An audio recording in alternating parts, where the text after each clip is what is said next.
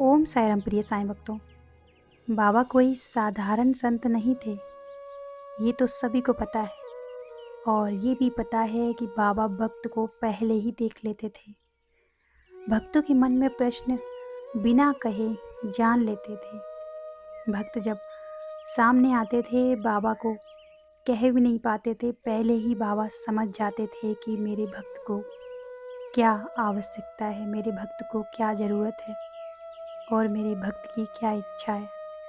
और कभी कभी ऐसी बातें कह देते थे जिनका अर्थ समझने में सालों लग जाते थे। आज हम उन्हीं रहस्यमयी बातों को जानेंगे जो सच्ची हैं, लिखी हुई हैं और अनुभव की गई हैं।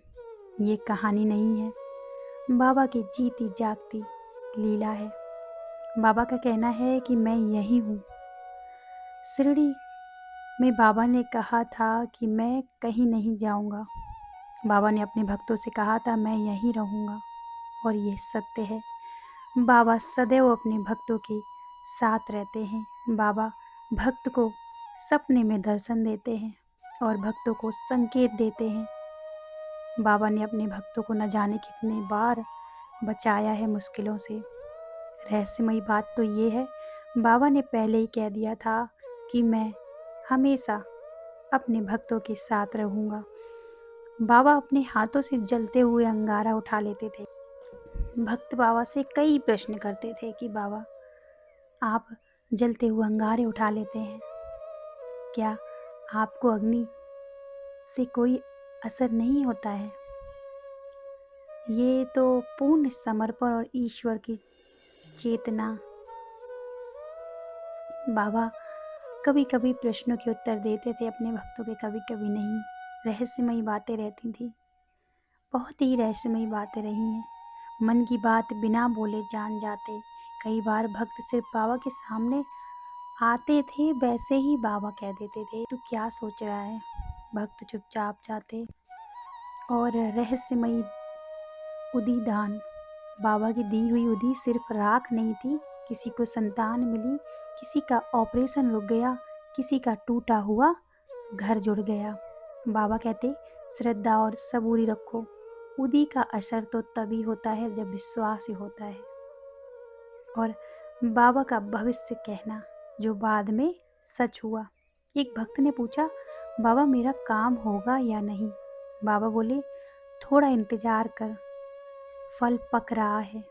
महीनों बाद जब काम हुआ, भक्त को समझ आ गया सही समय का इंतजार करते हैं। बाबा सही समय का इंतजार करवाते हैं अपने भक्तों से। और ये रहस्यमयी ज्ञान है, जो चीज़ देर से मिलती है वो ज़्यादा स्थिर होती है। सपनों में बाबा का आना। हजारों लिखित अनुभव हैं जहाँ बाबा सपने में आए, हाथ पकड़ा भक्त का और रास्ता दिखाया। और कभी कभी तो बाबा वार्निंग भी देते हैं, चेतावनी भी देते हैं, और अगले दिन बिल्कुल वही घटना हुई जो बाबा ने सपने में कही थी। ये कई बार देखा गया है कि बाबा अपने भक्तों को स्वप्न के माध्यम से रास्ता दिखाए हैं। रहस्यमयी बात है, बाबा जागृत अवस्था से ज़्यादा सपनों के माध्यम से बात करते हैं। और बाबा का कहना है सबका मालिक एक है। ये सिर्फ वाक्य नहीं था, ये रहस्यमयी सच्चाई थी।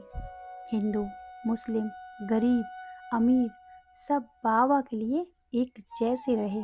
बाबा कहते दिल साफ हो तो मंदिर मस्जिद का भेद खत्म हो जाता है। आज ये युग में यह बात और गहरी हो जाती है। आखिरी रहस्यमयी संदेश है, जो मुझे दिल से याद करता है मैं उसके पास खुद चला आता हूँ। बाबा ने कभी भी खुद को सिर्फ मूर्ति या शरीर तक सीमित नहीं रखा।